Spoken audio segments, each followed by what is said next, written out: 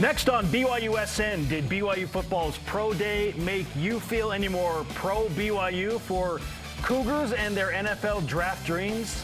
Plus, offensive coordinator Aaron Roderick tells us where the O is halfway through spring football. Welcome to BYU Sports Nation, presented by the BYU Store, official outfitter of BYU fans everywhere. It's another Monday, March 27th. I am Spencer Linton. He is newly founded Florida Atlantic basketball fan, Jarom Jordan. Go Owls.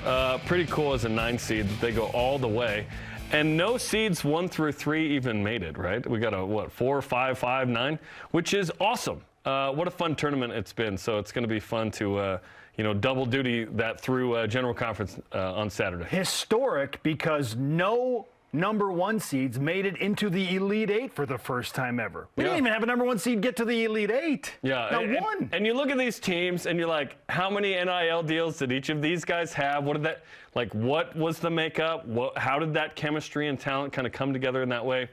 Can BYU accidentally get into the Sweet 16 without the National Player of the Year?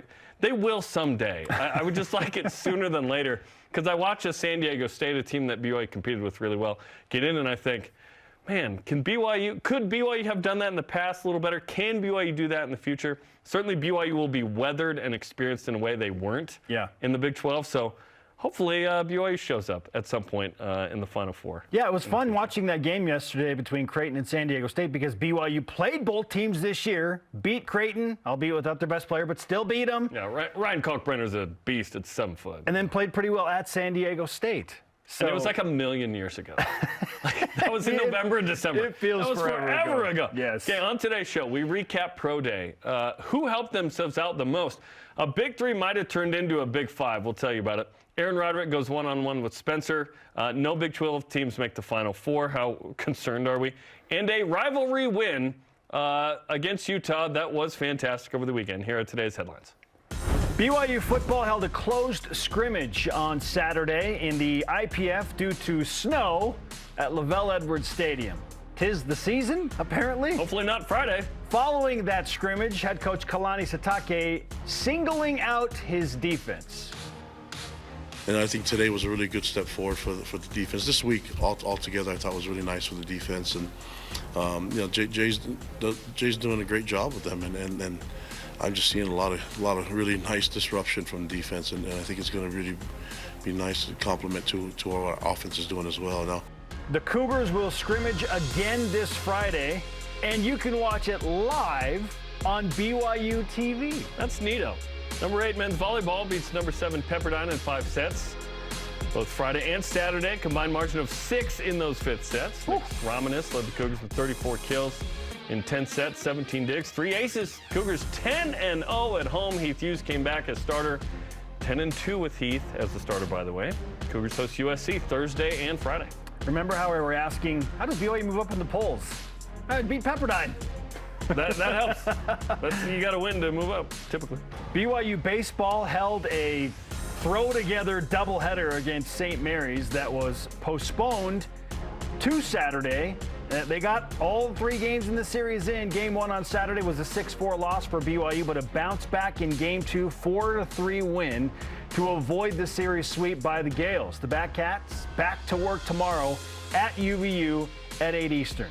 Sierra Tidwell Alphin won the high jump with a personal best of 185 meters at the Aztec Invitational, tops nationally so far in the outdoor season. And Caleb Wiskin took second with a pole vault of 545 meters, putting him second nationally. BYU softball with the record of 14-7 this season play at Utah Tech today at 6 p.m. Eastern after having 3 games canceled last week due to rain and snow in Provo. By the way, BYU 4-0 all-time against the Trailblazers. One day, BYU softball will play another home game. 75th ranked women's tennis beat Portlandia 7-0 Saturday, and the men lost 4-0 to Portland. How about Cougars in pro hoops? Yoli Childs with 21 points, 8 rebounds in Germany in an 84-70 Hamburg Towers win against the Freyport Skyliners. That's always a tough game. Oh, yeah. The NWSL's season's underway. Ashley Hatch got a yellow card for the Washington Spirit. Yes, Ashley. To the OL Reign. Cam Tucker subbed in for the Houston Dash in a draw with Louisville FC. Not to be confused with Louisville. And Michaela Clough played 67 minutes for the Orlando Pride, also getting a yellow. That's the theme of the week. And a 4-0 loss to the Portland Thorns FC. Love that competitive spirit. Let's not leave out Major League Rugby, and specifically former BYU rugby star and BYU football player Paul Asike, who scored a try for the Utah Warriors in a 47-19 win against the Toronto Arrows on Saturday. That game was a lot closer than the final score indicated. 19-18 late, and Paul and the Warriors poured it on. All rise and shout. It's time for What's Trending. Welcome to the big leagues. Go. Let's make history. Welcome to the big leagues. Legacy, legacy, legacy. Welcome to the big leagues. Let's make history. Welcome to the big leagues. Legacy, legacy, legacy. A Pro Day recap. And as the words in the song say, yeah, let's make some history and More like see what money, but BYU yeah. can do in the NFL draft in 2023. Jarom, we had 2 hours of coverage on Friday. Fun to be there in the atmosphere and the environment to see all 32 teams represented, which was fantastic. Only team in the state to have that at their Pro Day. Not even the Pac-12 champions had all 32 teams. They had 31, so close. Yeah. Very close. Wins are wins, right? Yes, they are. When you don't play on every little morsel. How did BYU's Pro Day change your expectations for BYU players that have their NFL draft dreams in play later in April? Okay, we went in thinking, okay, Jaron Hall, Puka Nacua, Blake Freeland, those are the top three. Still the top three, of course. And we were interested in seeing what those guys would each individually do. Blake Freeland did not bench in Indianapolis at the NFL Combine, so he did on Friday, and he got 25. That was enough. That would have been tied for 16th. Not a huge number, but he is so good in everything else, he certainly makes up for it, and we think he's going to be like a third-round guy, maybe late second round. He also went into the 20-yard shuttle and shaved off nearly 3/10. Oh, the quick feet. 4.42. Incredible stuff. That would have been first in Indianapolis. Basically, he was the most athletic offensive lineman. The endurance strength of the bench is a different sort of skill set there, but Blake rose up charts. I'm not sure Jaron and Puka fell. I'm not sure they even climbed based on Friday. They didn't hurt themselves. Perhaps they helped themselves a little bit. We saw Jaron perform and Puka perform. They did not do anything but throw and catch respectively in Indianapolis, so that was good. Jaron Hall ran a 4.62 40. Plenty fast. Plenty fast for a quarterback. I kind of thought, given his history and athleticism, that he might crack 4.59 or something. But yeah, that's a good number. 20-yard shuttle was 6.97. That would have been third in Indy. Great throwing session. We'll talk about that in a second. Puka, his numbers were good. They weren't stellar, but they weren't bad. Yeah. You know, he's ranking 10 to 20 in kind of the wide receivers in Indy numbers. But his football speed, I think, is fast. Like, he's 4.55, which is plenty good. He's not a 4.4 guy. I thought he might be that guy. Maybe when he's 100% fully healthy and not coming off of what was, by the way, a concussion at the Senior Bowl. He got hit in practice a little hard by somebody. I won't say which opponent, but it was an opponent that BYU played and that, you know, Puka made plays against. So that's fun. But he's doing better, which is good. We saw him catch well with Jaron Hall there. So those big three, certainly it was like, okay, these guys are NFL draft picks. Let's go. The next guy, obviously, and we talked about it Friday, Caleb Hayes. MVP. He won the Jonah Treneman MVP. Pro Day MVP award. Okay, 17 on the bench. That would have been tied second among corners in Indy. Again, among corners in Indy are the comps. 40-inch vert would have been sixth. 4.3 140. Wow. That would have been third overall at the combine. Overall. Blazing. Woo! 6.88 3-cone tied for second. 4.17 20-yard shuttle tied for second. Caleb was clearly hurt a little bit last year. Okay, it wasn't his full self because in 2021 he was one of the best corners in the country. He might get drafted. Chris Wilcox was not on our radar 3 years ago to get drafted. Chris was in the house, by the way. Yes, he was. I talked to him for a minute. He's with the Steelers. Yep, just signed with the Steelers. Yeah. Is Caleb Hayes may sneak into the draft because those numbers are so good. If he's not drafted, all good. He goes free agent to somebody. And then Chris Brooks was the other one. He's trimmed down to 219 pounds. 21 on the bench would be tied second among running backs in Indy. 37-inch vertical, top 5. broad jump, tied for 7th. 4.58 40. That was the goal for him in my mind, was 4.5 something. 3-cone would have been second. 20-yard shuttle would have been first. So Chris Brooks looked jerked. Yes, he did. And he looked great. So I think those 5 guys are BYU's top 5 prospects. I'd probably go Freeland, Puka / Jaron, Caleb, then Chris Brooks. Yeah, I'm more confident that Jaron is going to be the second player drafted behind Blake Freeland now because of what he did at Pro Day. And just a couple of notes of what you brought up, the 20-yard shuttle for Blake Freeland. Jim Nagy, who's the executive director of the Senior Bowl, he sent out a video that they took from Mobile when Blake was doing his quick feet drills and said, this is exactly what we expected. So that number, yeah, it helps. Is it enough to solidify Blake in the late 2nd round? Probably not. Someone's like, I saw the 20-yard shuttle, and my mind was convinced. But he should feel really good about Yes. going by the 3rd round for sure. Yes. And Puka Nacua, even though his numbers in the 40 were not like eye-popping, he's a dude that has game speed, just like Tyler Algier when he ran his 4.6. But Tyler's faster in games. In fact, Jaron's faster in games. I think, running away from Baylor's defensive backs in Waco. And Utah in 21 for a Yes. play that came back because he stepped out. You know, but like in that play, it's like, oh, Jaron is 4.5 guy. Yes. He was 4.6 guy here. Again, still, that ankle is against Stanford hurt him more than we thought. And then perhaps he re-injured it in Mobile at the Senior Bowl. Puka, let's reference the first play from scrimmage of the season, when he's running 75 yards down the sideline for a touchdown against USF. Those guys have game speed. So we see a bunch of dudes in those skill positions that are right around 4.55 to 4.62, whatever. Show me the tape. Do you have game speed? If you've got it, great. I'm going to put my stock into that. So I don't think that the speed hurt or helped Jaron and Puka specifically. But Jaron Hall is number 2 in my BYU draft power rankings because of a conversation I had with someone in the Hall camp, specifically referencing his agent, Ryan Tollner. Now, Ryan Tollner in 2016 Related was... to Ted, question mark? No idea, okay? That's a great question. How many Tollners do we know? That's a great question. But in 2016, he was in Sports Business Journal's 40 Under 40 as one of the most successful NFL agents. Sorry you're not available for that anymore. Bursting onto the scene. He's Ben Roethlisberger's agent from the time Ben was, drafted in 2004. So, I mean, I think he was Ben Roethlisberger's agent when he was like 25. Like, that's crazy, right? Did he go to Miami of Ohio? What's the connection? I have no idea. Nice. But Tollner, to his credit, has put together more $100 million deals over the last 5 years than any other agent in pro football. With inflation, that's easy now. Carson Wentz, Jared Goff, Marcus Mariota, of course, Ben Roethlisberger. Now he's signed Jaron Hall, and the source inside the Hall camp said, I just got done talking to Ryan Tollner, and he said, look, I've signed a lot of big deals. I've done a ton of these. I mean, just countless pro days. So many that it makes me want to... Show me the money. Right? He said, I have never, and he's like, I'm not using the hyperbole, never seen a pro day throwing session like Jaron Hall just put on. The ball was zinging out there. I mean, it sounded crisp. It looked crisp. It looked good to me. Everything was accurate. Yeah. And it was better than I thought it was going to be. Like, I thought Jaron would be pretty good. It was awesome.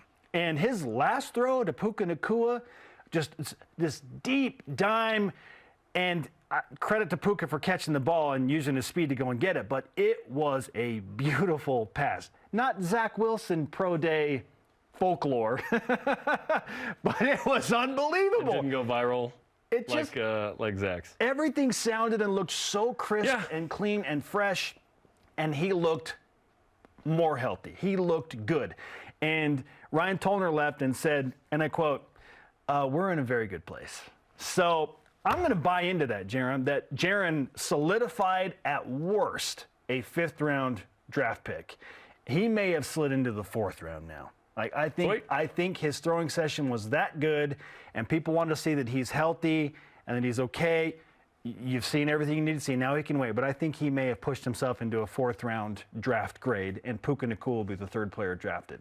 It's fun seeing perhaps the most influential person in the world outside of the actual coaching staff and staff there leading that in John Beck. Oh, wow. John Yeah. Beck has done more for BYU football and quarterbacks, save, fill in the blank, whatever comp you want to make, leading that. And it was great. It was a great day for BYU football. And this will be a Big 12 day next year. Yeah. It was the last one in Provo. BYU does a tremendous job with it. And it was awesome. It was awesome. It was fun to talk to the NFL guys on the show. And congrats to all the BYU guys who hopefully get a shot. The Peyton Wilgars and Gunnar Romneys of the world hopefully get a shot as well. Caleb Hayes is the dude that maybe he takes the Chris Wilcox format and just sneaks in very late in the 7th round. And BYU's only had one dude drafted out of the cornerbacks since Derwin Gray. Chris and it was Wilcox. Chris Wilcox. Perhaps Caleb Hayes becomes number 2. Do we send a tweet out as much? He said he's getting drafted. Chris Brooks feels like a for sure undrafted free agent guy. I don't know about anybody else that competed. Yeah. I think those top 5 really stick out as like, okay, they're gonna make at least practice squads. Let's hope BYU has a few more too. I Harris hope LaChance and others. Yeah, I hope Harris LaChance and Peyton Wilgar get a shot. Sure. Just maybe. We'll say I hope Gunnar Romney gets a mini camp invite. Houston Hamley, they're a bunch of guys. But Yep, Houston had a great day too. Houston had a nice day. Sub 5 on the 40 and then 31 reps on the bench. That's big 31. time. That's Woo! strength. You and I are like, can we get one up? Jeez. Our question of the day: how did BYU's Pro Day alter your expectations for Cougars in the 2023 NFL Draft? I love this tweet coming in from longtime watcher and listener, friend of the program at CL_living. He says, "It took me exactly 4.31 seconds to be impressed." Nice. Referencing Caleb Hayes, blistering 40. Oh, I mean, Yeah, it was great. whew. Continue to weigh in, hashtag BYUSN, Twitter, Facebook, and Instagram. Hey, it's game week for BYUTV's scrimmage broadcast, the Alumni Day, which starts with a 2-hour special coming up on Friday at noon Eastern Time. We're going to make time for guys like John Beck, Austin Colley, and rumor has it Dennis Pitta as well. It's coming up Friday at noon Eastern, 2-hour dish with a bunch of awesome alums. Up next, one-on-one with offensive coordinator Aaron Roderick and his thoughts following Saturday's scrimmage. And what did Zach Wilson say about Keaton Slovis? This is BYU Sports. Good tease.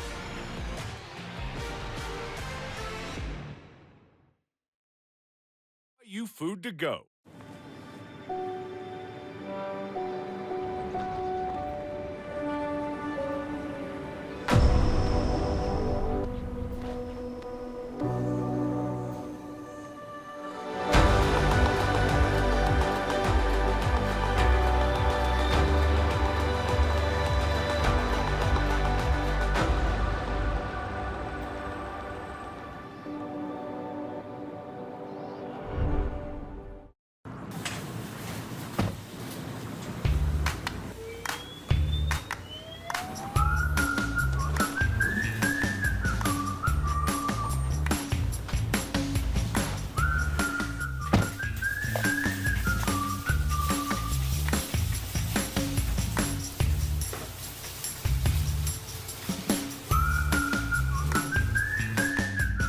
Quick crack. Wash all you want. Don't drive dirty. Trio Orem Senior Living believes in empowering seniors to live life to the fullest. We help eliminate stress out of daily life when you live at Trio. Less time focusing on housework means you can socialize at one of our many events, with safety in mind, of course. And did we mention our spacious apartments with modern amenities? Learn more about setting up a private tour at trioorem.com. That thing is ours. Whoa! No one else can know about it until we figure out what it is. Agreed? Agreed. We're supposed to look out for each other. All this time, I've been searching for us. It chose you for a reason. We're in this together. You're the best friends I've ever had.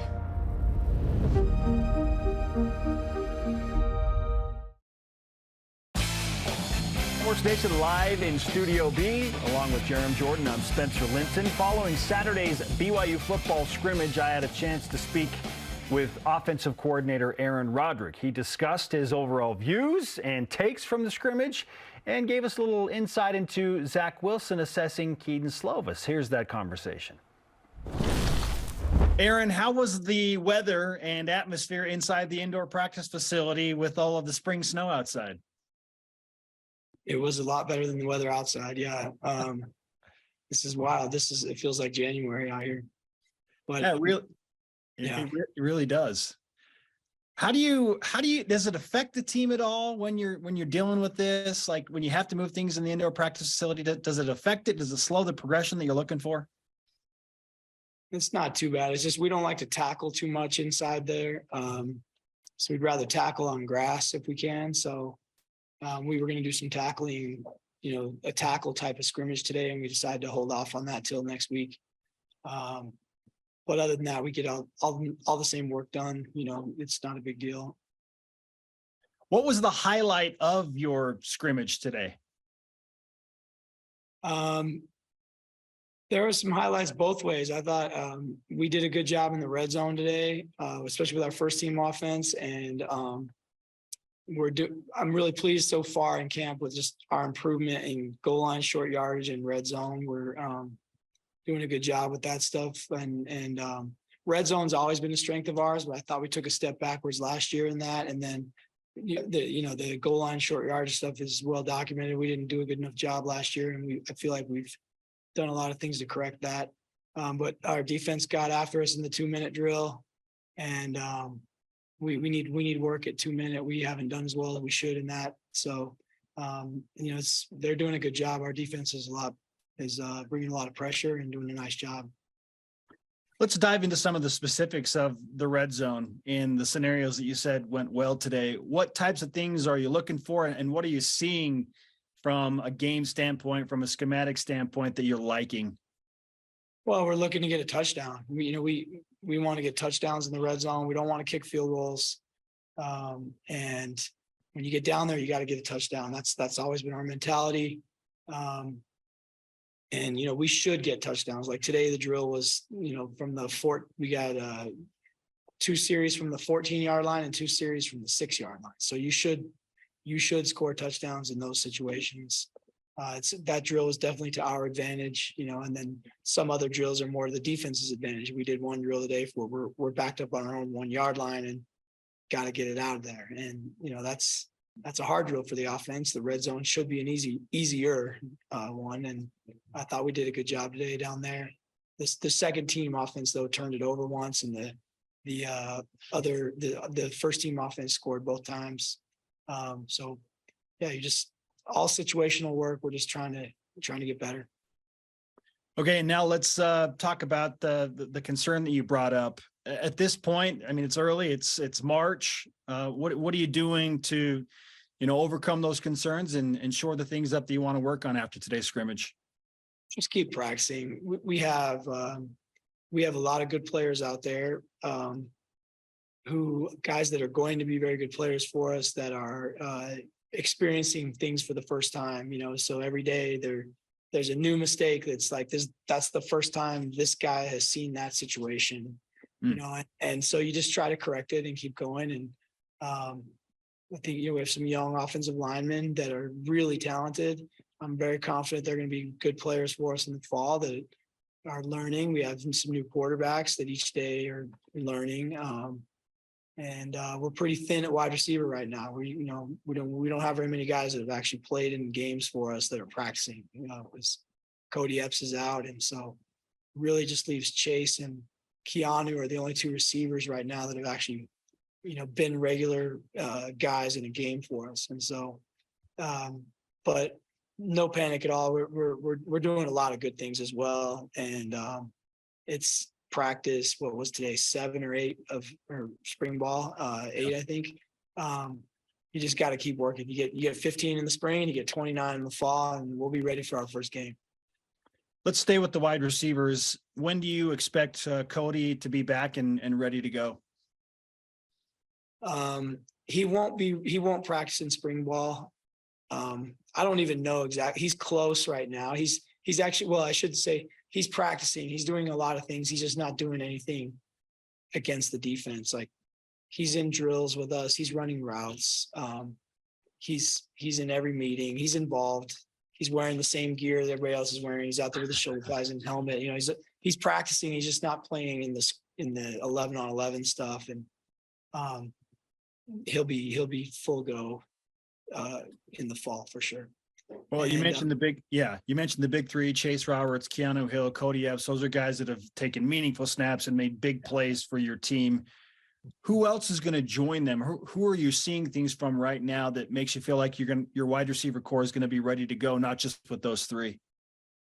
Well, the one unfortunate one was Parker Kingston was playing really well and had just a hand injury of thumb. I think I can't remember if it's his thumb or wrist, something like that. It's not anything serious long term, but it's enough that it's keeping him out of practice right now, out of the contact stuff. So he's in the same mode as Cody. He's out there doing everything he can, catching the ball with one hand, but we have to keep him out of the contact drills against the defense. So that's going to slow his development a little bit, but he was playing really well, and I'm counting on him being one of our guys in the fall. He can run. And then there's some other guys. Dom Henry's starting to show up, and then it's no secret we're gonna bring in a couple guys in the fall. Aaron Roderick, the offensive coordinator for BYU, is with us on BYU Sports Nation. Now let's move to the offensive line. You talked about the young guys that are experiencing situations for the first time, and they're learning, and it's frustrating, but they're learning. And they do join a core of some guys that have been around, though, notably Kingsley Suamate and Connor Pay. So at this point, how does the offensive line for this upcoming season stack up to what you had last season? Well, I think we're more athletic than we've ever been. And I think we have some depth, and the development part of O-line is just, it's working as a unit. It's not necessarily, each one of those guys is talented, but it takes reps, it takes time to develop the continuity to work as a unit, because there's so much to it. It's the most complicated position in football, to get those five guys all in sync. And so it just takes reps. That's it. And I'm really confident in the group we have. But each day, they're experiencing new things, and Jay's bringing a bunch of different pressures, and it's really good work for us. We're getting a lot of different fronts and different looks, and just learning how to block all those things, how to communicate as a unit. Takes time, and we've had some really good plays. It's good days, and we've had some days where, you got to learn from it and improve the next day. But a lot of confidence in those guys. How would you assess the progression and play of Keaton Slovis over the past 2.5 months that you've been working closely with him? Yeah, he looks like he's been here 3 years. He's a veteran player. He does veteran things every day. He still makes a mistake or two each day that's sort of like first time in this offense. Sometimes it's related to terminology. Sometimes it's just, small things that he's experiencing for the first time with our system. But as far as just like how he plays in the team situations, he's very composed. He's accurate. He's smart about when to check the ball down and when to be aggressive. He plays like a veteran player, and it's just going to take time to develop the chemistry with our receivers and tight ends, and with our offensive line, protection checks. That's another thing, is the quarterback can help the O-line a lot with making the right calls sometimes, and or getting us into the right run play, getting us out of a bad play into a good play. The quarterback can do a lot of those things.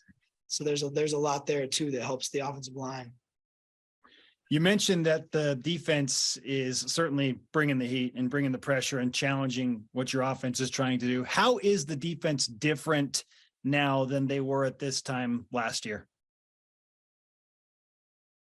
It's just a different scheme. I mean, it's more of they're more of a 4-down defense. But they present a lot of different fronts, and they multiple coverages and different pressures. But I would just say overall right now, the biggest difference is just more aggressive, more aggressive. But I don't think Jay wants to really be saying everything he's doing publicly, but there definitely is a lot more pressure than what we've gone against in practice in the past. Sure. I've heard him joke about, hey, don't worry, guys. Like, this is going to be good for looking at the offense, saying, I know you're frustrated. This is going to be good for you at some point. Do you feel the same way?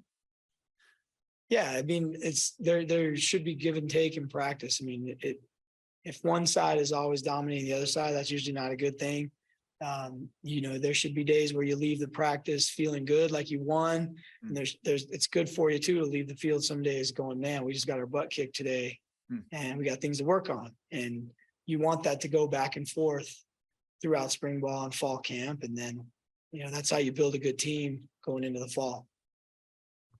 What does this team do best overall at this point? And you may have already partially answered it with your red zone, alluding to what you did in practice today, but what's overall the best thing this team does right now? Offensively, you're talking about? Yeah. Yeah. I mean, we're a team that can throw the ball down the field. I believe that our quarterback can do that. And we've had a couple other quarterbacks that are playing well, and we've got Chase and Keanu and Isaac Rex. And we're getting the ball.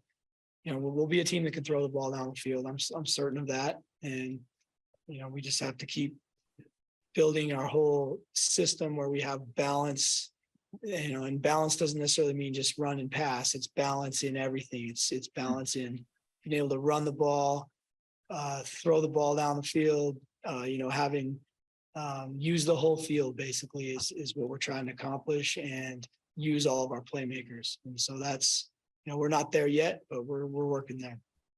From an offensive standpoint, over the remainder of spring ball, what are you emphasizing and working on the most? It just depends on the day. We have, you get 15 practices and we map out, we're making sure we cover every situation that you can come up with in a game. So we're going to hit the 2-minute drill a number of times. We'll hit 4-minute offense a number of times where we have the lead and the defense is trying to get the ball back and we're trying to run the clock out. We work backed up on our own 1-yard line. You work the red zone. Then you want to have enough third down work where it's just third down and a variety of distances, excuse me. And you convert the third down and congratulations, it's third down again. And you do it again. And we try to just work every game like situation you can and put the players to the test and see how they react to those things. It's also a chance to test our schemes. Spring ball is a great time to try some new things, throw some new wrinkles out there. We don't ever wholesale change to our offense, but if you just stay exactly the same every year, the good teams will catch up to you. So you always want to sort of keep your identity, but maybe add a couple of wrinkles here and there that give you an advantage. So that situational work is a great time to try those things. You've been working your voice, and probably because the music's blaring inside the indoor practice facility. So are you ready to get back outside, even though it's a little colder? Yeah, I don't have to yell quite as loud outside. The music is deafening inside. All right, let's finish with this. If you could pinpoint one play that kind of made you go, whoa, that was a really good play by said player today in the scrimmage. What's the best individual play you saw made in the scrimmage? In today's scrimmage, or today's practice, there wasn't. I can't really think of one individual play that stood out today, but we did have one in the red zone a few days ago. Keaton Slovitz made a throw to Dom Henry it was 3rd and goal from the 10 or 11 yard line, obvious pass situation.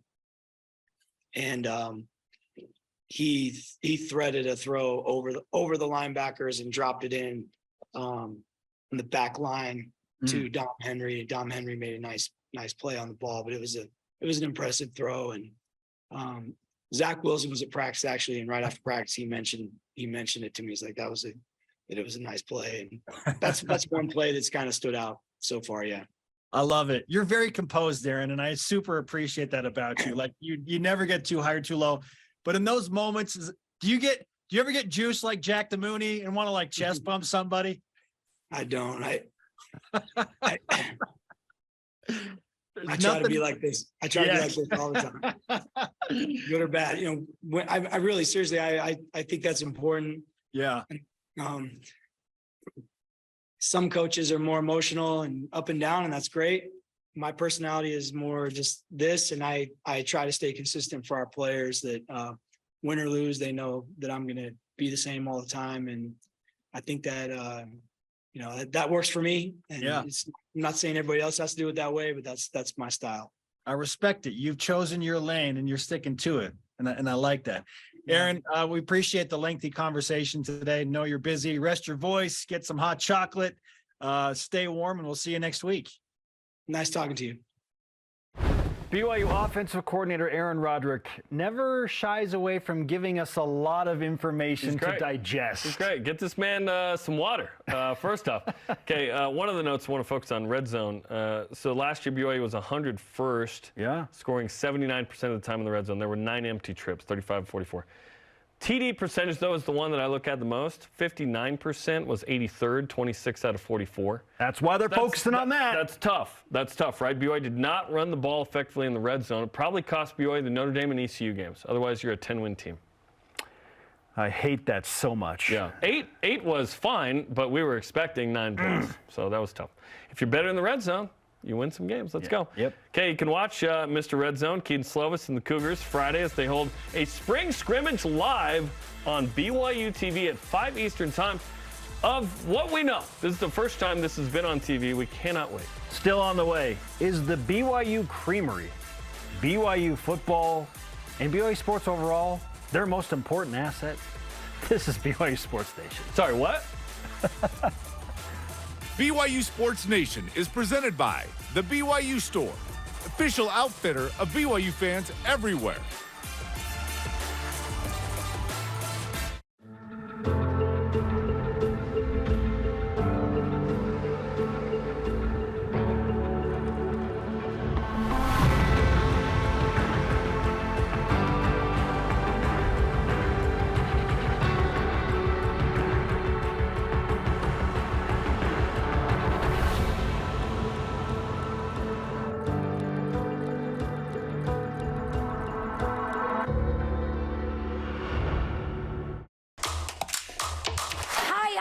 From the Food Nanny. I recently got a My Style checking account. It's the perfect blend of rewards and convenient benefits. I love that sound. And now My Style checking has new features like mobile phone protection, 24/7 telehealth, and my favorite, restaurant discounts. Get the only checking account you truly need and see what's new with My Style at macu.com.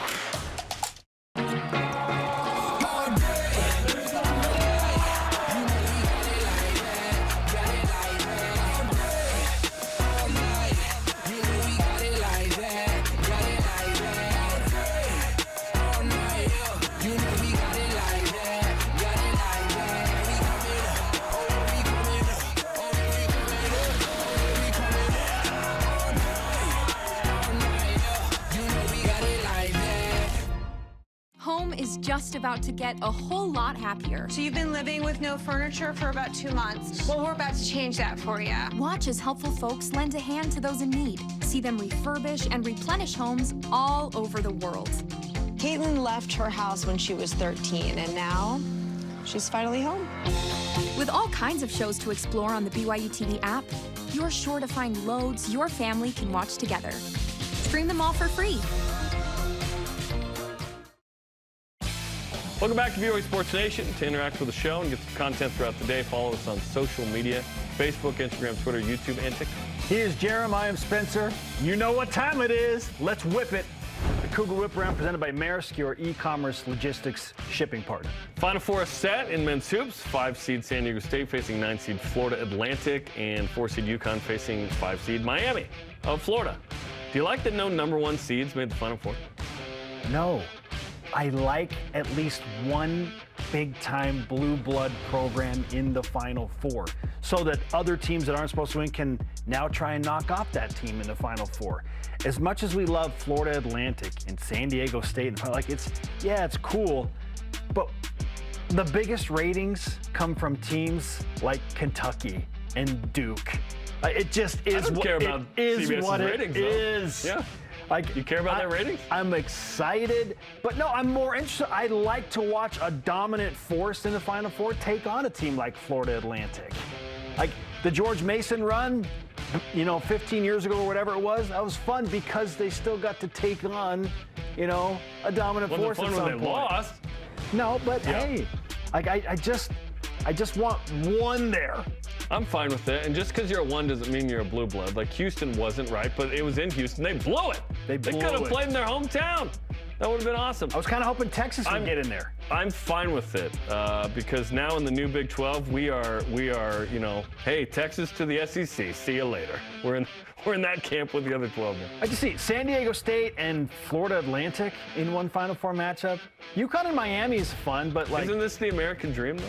You know what I'm saying? Yes, but it's just for me. It doesn't give you hope that BYU could be that team. A little bit. As opposed to like, got blown out by the 1 seed in the second round as with an 8-9. You know what I mean? A little bit. It's also discouraging to see San Diego State get to a Final Four before BYU. That's another subject. 0 Big 12 men's basketball teams made the Final Four, Jarom. I mentioned I was hoping Texas would get there. Sure. Anybody but Texas, I guess, but in Oklahoma. Was the conference not as good as we thought this past season? No, they were fantastic. As you can see by who made the Final Four, sometimes it is you forget it's a single game elimination tournament. Yep. The Big 12 was the best league all year. They had 2 in the Elite 8. Could they have showed better in the NCAA tournament? Sure. It doesn't mean they weren't the best basketball. No, they had 2 in the Elite 8, which is awesome. Does this mean the Mountain West was one of the best leagues just because San Diego State got in?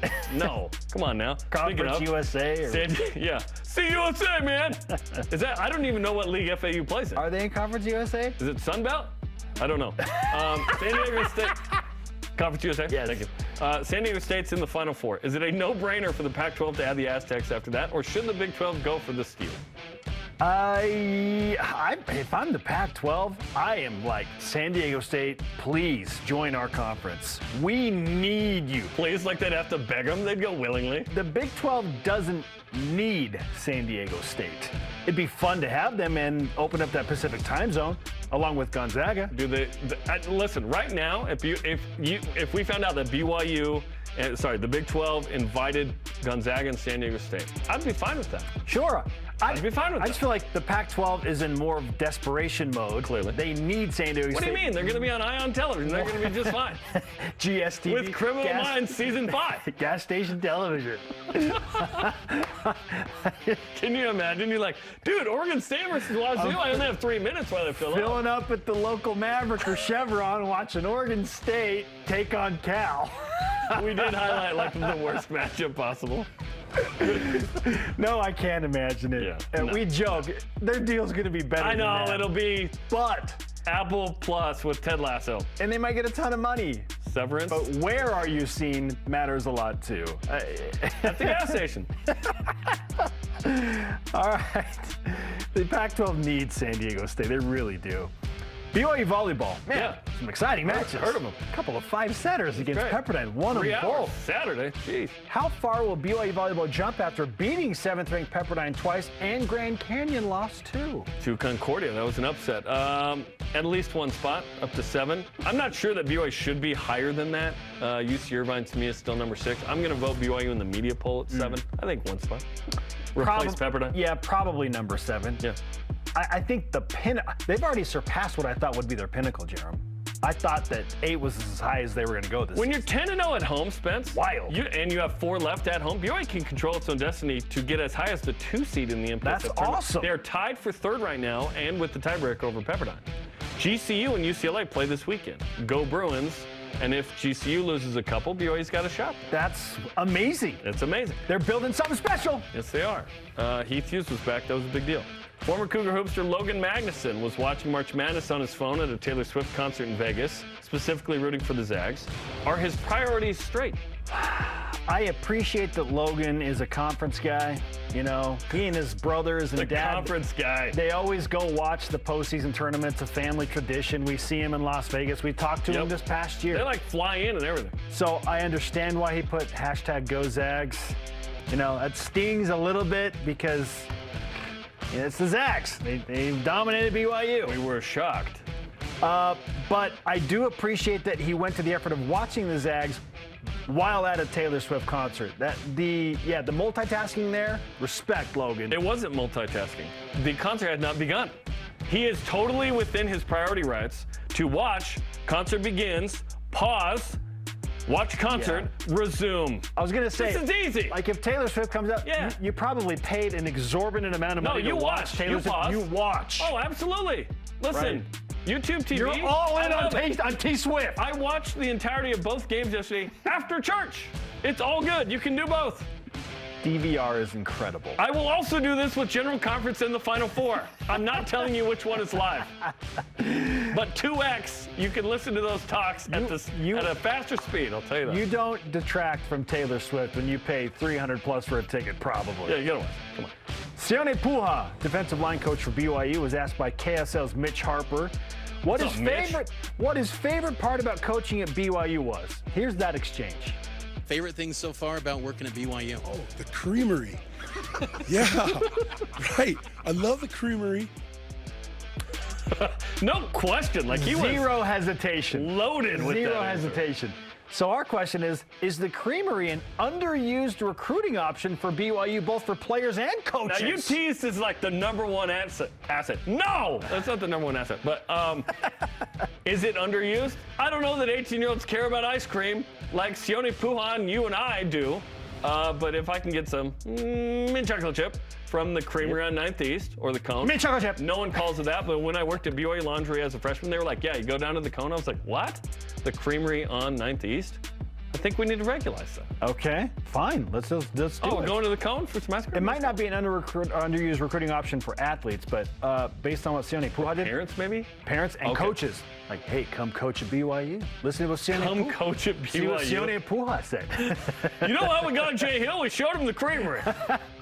And a big fat paycheck to pay for lots of creamery. And $1 million maybe. BYU men's volleyball looks to continue its undefeated 10-0 home record against USC Thursday and Friday, both at 9 Eastern on BYU TV and the app. They should win both. I think so. USC's lost 9 of 11. All right, let's hear from you. How did BYU football's pro day performances alter your expectations for Cougar hopefuls in the NFL draft? This is BYU Sports Nation. This portion of BYU Sports Nation is presented by Maersk, your e-commerce logistics shipping partner. If you're looking to build your brand awareness and increase market share as BYU moves into the Big 12, this is the place, BYU Athletics. We can provide the tools you need to make sure your company is seen and heard. BYU Athletics is where you can align your products and services with loyal fans that cheer for our Cougars. And they can also help your business win. Learn more about what a partnership with BYU Athletics and your company will look like. After all, this is the place. Email sponsorship at byu.edu today. Accidents don't just happen 9 to 5. They happen when you least expect them. The team at Siegfried & Jensen is here for you 24/7. Nights, weekends, every day, every hour. Really here for you. No matter when you call us, you'll speak to a real person and have access to the same expertise and personal attention as always, and get the legal help you need when you need it. Nights, weekends, every day, every hour, 24/7. Learn more at siegfriedandjensen.com. Tim Daly Ford in Spanish Fork sells Ford vehicles including the F-150, the pickup designed for work and play. Tim Daly Ford maintains a large inventory, providing more choices for selecting an F-150 with the power and engineering to carry and tow heavy loads. The F-150's design offers comfort, safety, and a range of options to choose from. Think Ford, think Tim Daly Ford in Spanish Fork.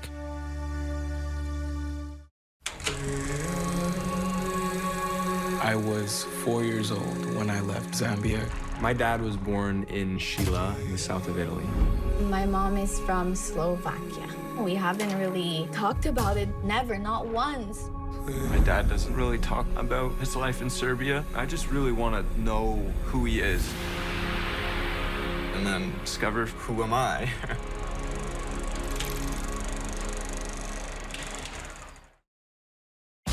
Welcome back to BYU Sports Station. We're live in Studio B. Happy Monday, everyone. Our question of the day, How did BYU football's Pro Day alter your expectations for Cougars and their hopes in the approaching 2023 NFL draft? They're going to get more than 3 drafted? Would you take 3 right now? Yeah, for sure. Or would you hold out for 4? Well, of course I want to hold out, but which one? Yeah, I'd hold out for 4. Now, Okay. I would take 3 right now. Because of what Caleb Hayes did, it's like, I'm going to hold out and see if we can get 4. Caleb might be the 4th guy. Yeah. Pretty awesome Pro Day to get in position. I don't think Chris Brooks gets drafted, but he will be, as Cam Miller said, a priority free agent, which would be great. The one thing that hurts Caleb is he's quote-unquote undersized. He's 5'11". not super tall, but are we worried about 5'11" in the NFL as a defensive back? Maybe. I don't know how the scouts and GMs think, but I mean, certainly at 6'1", they're more enticed. He's not, well, for the NFL, maybe a little bit, but 40-inch vert. It's not like he's 5'9". Right. He ain't Brian Logan at 5'7", walking through the door. If Brian had been 6 foot, he would have been a massive NFL prospect coming out of BYU. Because his cover skills were great. Yes. Tackling, super good tackling. All skills. Yes. So you have to, in certain aspects, and it's like the genetic Olympics as well, where it's like, well, what's your height, weight, how, you can become strong, but you need a certain amount of strength that's already sort of pre-existing, and then you add to that. You have to, in Blake Freeland's case, your dad is awesome at BYU, and you were well coached, and you worked super hard, and you developed into this monster. A lot of that is credited to Blake. You also have to be 6'8". You know what I mean? Like, that helps with Blake, and yeah, you go from there. And in Jaron Hall's case, mom's gymnast at BYU, and dad's on the football team. You won the genetic Olympics. You are fast, you are quick, you are motivated by the family. That helps too. So, yeah, there's a certain amount that you don't control, but the controllable that we saw from those guys on Friday, the work that they put in, the athleticism that they have, they added to the genetics that they inherited, which is awesome. I did not. I got a 6'1" 180 frame with no speed.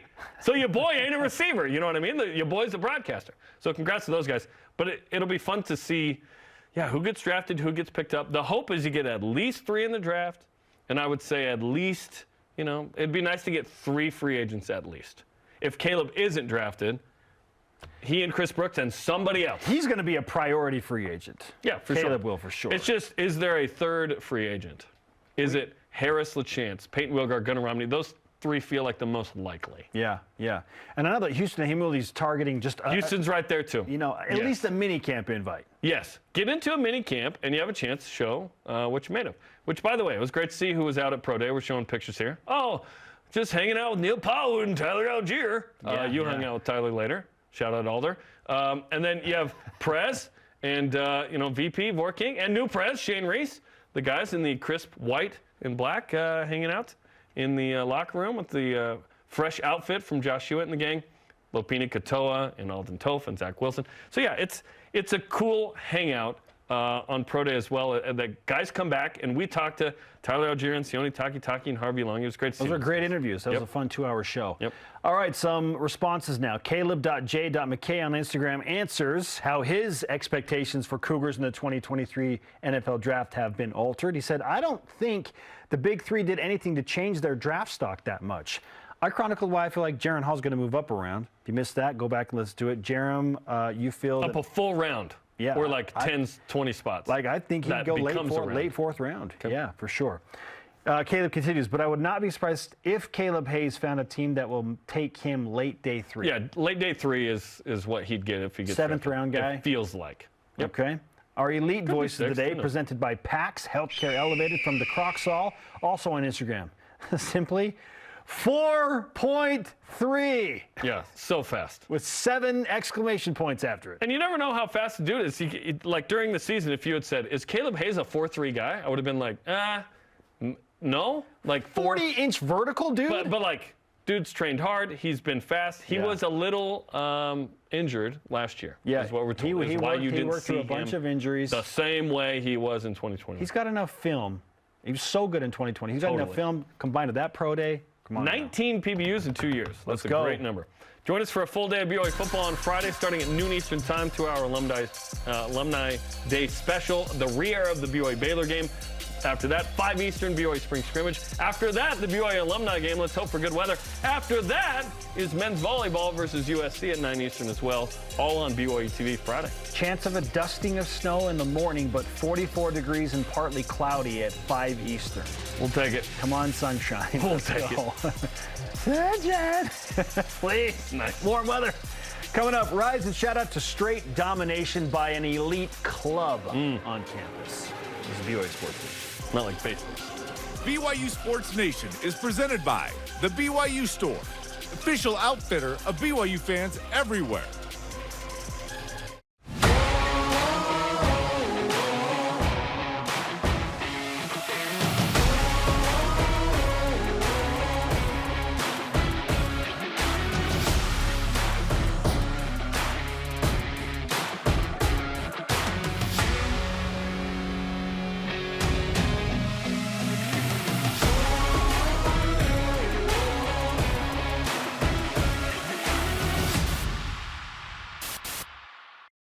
They prefer to be bringing the heat, getting set for success,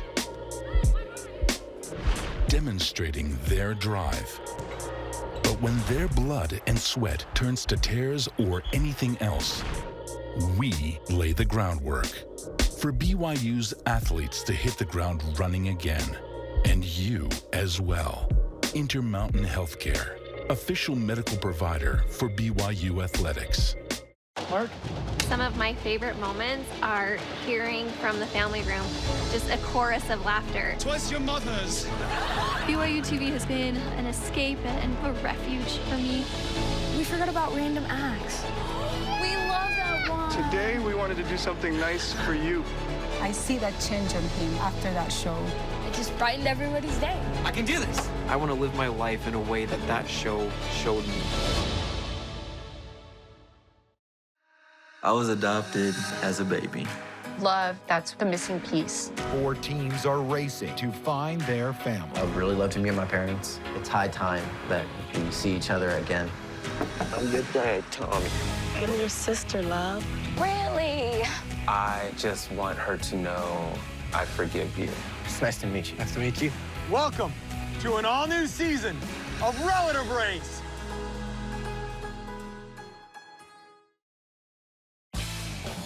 This portion of BYU Sports Nation is presented by Mountain America, the official credit union of BYU Athletics. Let's go, Blake Freeland. Today's Rise and Shout Out presented by Mountain America, the official credit union of BYU Athletics. Should we give it to BYU Rugby? We shall. Yes, we should. Because BYU beat Utah 67-22. Oh, we got highlights. My guy Connor Olvera had 4 tries. Lyle Matthews had 3 tries and 6 conversions, 27 points. Absolute domination by the boys. Nicely done.